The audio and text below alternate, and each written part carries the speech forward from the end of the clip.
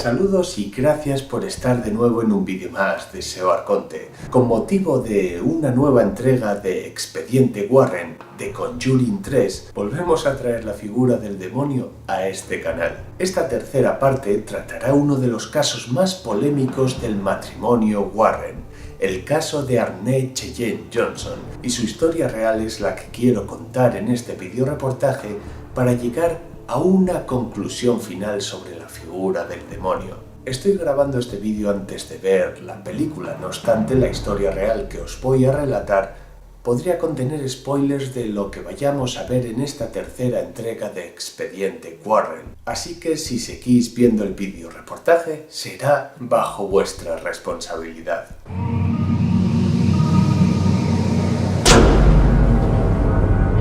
SEO Arconte te dirá aquello que no quieres escuchar.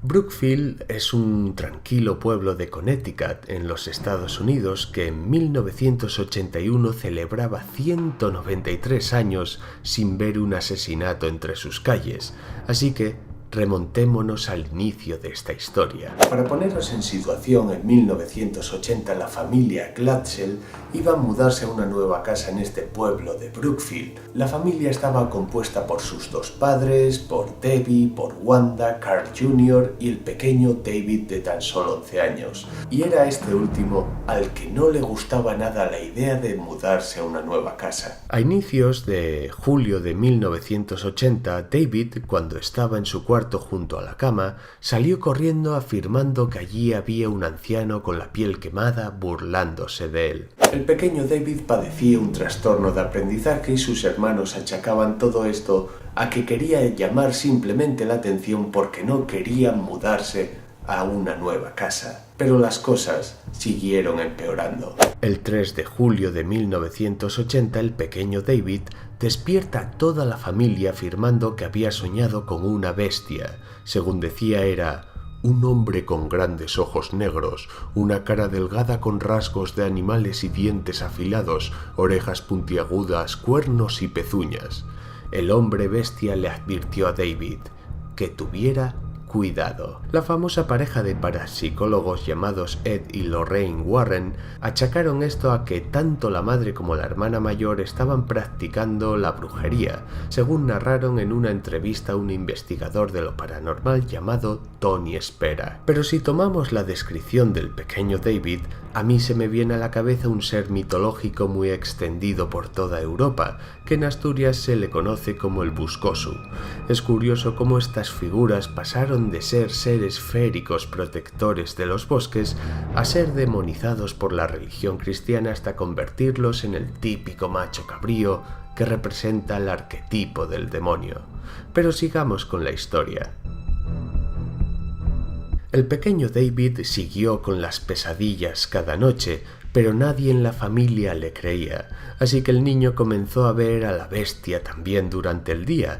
Se empezó a encerrar en sí mismo y a murmurar cosas ininteligibles que algunos achacaban a la xenoglosia, teniendo una actitud cada vez mucho más agresiva con toda su familia. Y a medida que el pequeño David se iba volviendo más irascible, en el ático de la casa, según la familia, se empezaron a escuchar pasos, las maderas crujían, empezaban a caer canicas y se escuchaban gruñidos, pero cuando revisaban el lugar, todo estaba en su sitio y no había animal alguno. El pequeño David subió un nuevo escalón. Empezaba a tener arañazos y moratones por todo el cuerpo, y viendo cómo estaba derivando todo esto, la familia Glatzel decidió contactar con la iglesia de Brookfield, pero el sacerdote que fue a la casa lo único que hizo fue bendecirla y los problemas siguieron empeorando con el paso de los días. Es curioso cómo esta historia sigue el mismo patrón que la supuesta historia real que inspiró primero a la novela y después a la película de El Exorcista. Videoreportaje que si queréis ver lo tenéis ahí en la esquina de la pantalla.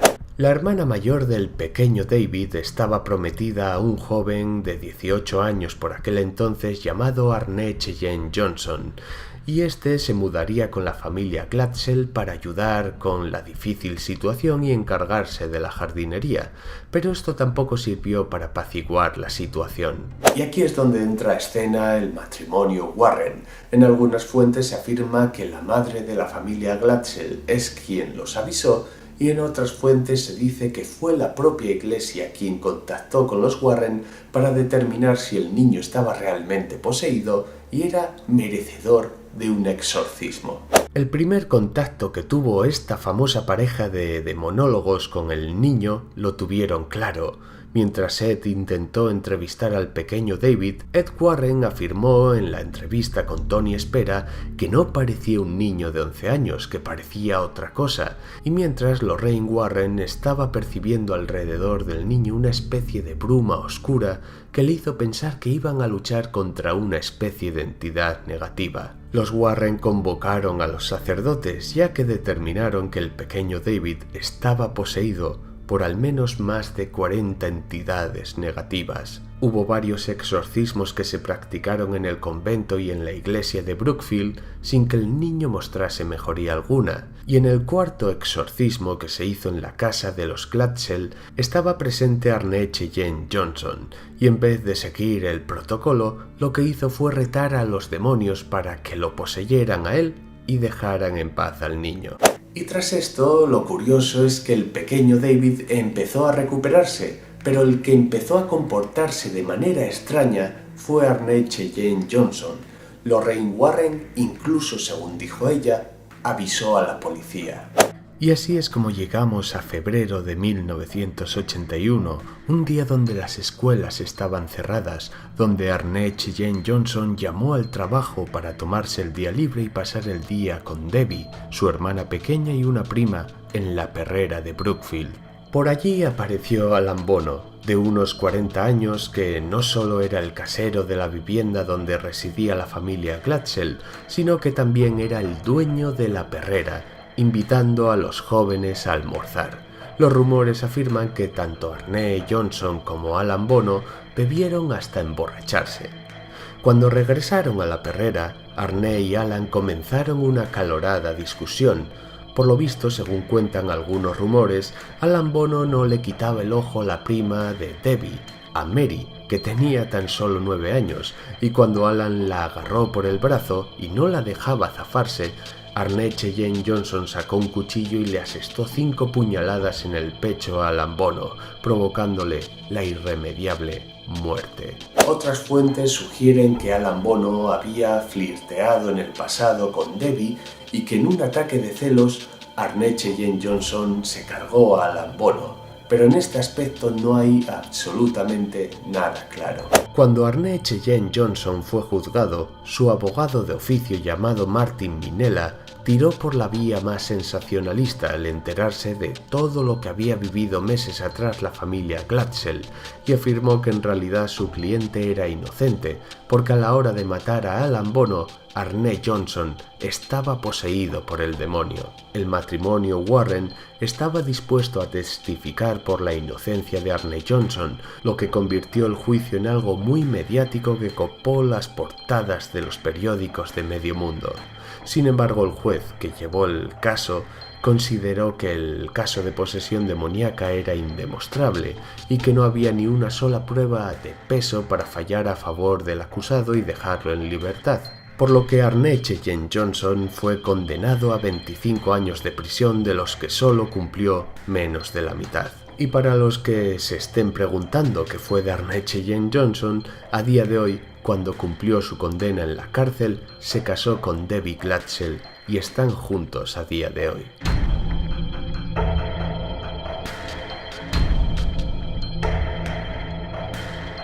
En la pestaña Comunidad del canal de SEO Arconte en YouTube, os pregunté si creíais que una supuesta posesión demoníaca puede justificar un asesinato.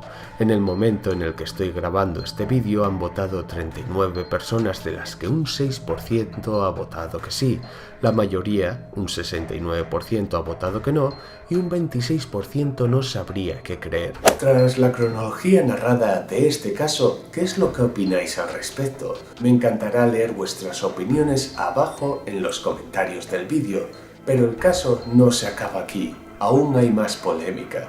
En el año 1983, Gerard Bradley escribió un libro titulado The Devil in Connecticut, que fue un auténtico bestseller, donde narraba todo lo que había sufrido la familia Glatzel, reeditándolo en el año 2006, contando más detalles y miserias personales de la familia Glatzel. Lo curioso es que la familia Glatzel denunció al autor del libro y al matrimonio Warren por haberse inventado todo el caso de posesión de la familia, ya que habían recibido la promesa de que podrían hacerse ricos para tener dinero y así ayudar a Arne Johnson para sacarlo de prisión, pero solo recibieron $2.000. Y es que pese a que hay cierta mitología con el matrimonio Warren, su historia está llena de escándalos parecidos a este, que si os interesan podríamos hasta profundizar en otro vídeo reportaje. Esto nos lleva a la reflexión final del vídeo reportaje y para eso me voy a servir en el comentario que dejó Álvaro Méndez en la encuesta del canal. Hay ocasiones que algunos hacen dudar mucho. No soy religioso, creo en Dios pero no soy de ninguna religión. Ya adivinarán el porqué, con las cosas que hacen sus líderes. Pero una cosa me hace dudar es que si Dios existe y sus ángeles, los demonios y el diablo también. Si te das cuenta, la lógica de tu comentario, Álvaro, es la misma lógica que quería emplear el matrimonio Warren y el abogado de Arne Cheyenne Johnson en el juicio. El ser humano, desde tiempos muy remotos, piensa que nuestros semejantes no pueden actuar bajo cierto grado de moralidad. Y cuando nuestros semejantes caen en esa moralidad más oscura y profunda, siempre se le atribuye cierto grado de influencia a una entidad maligna que sobrepasa a lo humano. Hace siglos se pensaba que todas estas atrocidades eran obra de Satanás, al igual que hoy en día en el ámbito de la conspiración se le atribuyen las cosas malignas que el ser humano realiza a arcontes u otras entidades malignas que parasitan el alma de los seres humanos. Y quizás preferimos escudarnos y enfrentarnos a esas entidades imaginarias que el propio ser humano ha creado como figuras culturales que enfrentarnos a nuestros semejantes y aceptar que el ser humano por sí solo es capaz de cometer ciertas atrocidades. Y antes de acabar, ya que este vídeo reportaje tiene como protagonista al demonio, me gustaría agradecer a Editorial Luciérnaga que me enviara hace unas semanas este libro, Combate contra el Mal, escrito por Manuel Adolfo Acuña. Pese a que tiene una visión muy distinta a lo que yo opino de las posesiones demoníacas, he leído algunos capítulos de este libro, está escrito en primera persona y he de decir que la lectura te atrapa. Y ahora sí, sin nada más que añadir, me encantará saber vuestras opiniones abajo en los comentarios del vídeo y espero que nos veamos en el próximo. Chao. SEO Arconte, el canal alternativo de la información alternativa.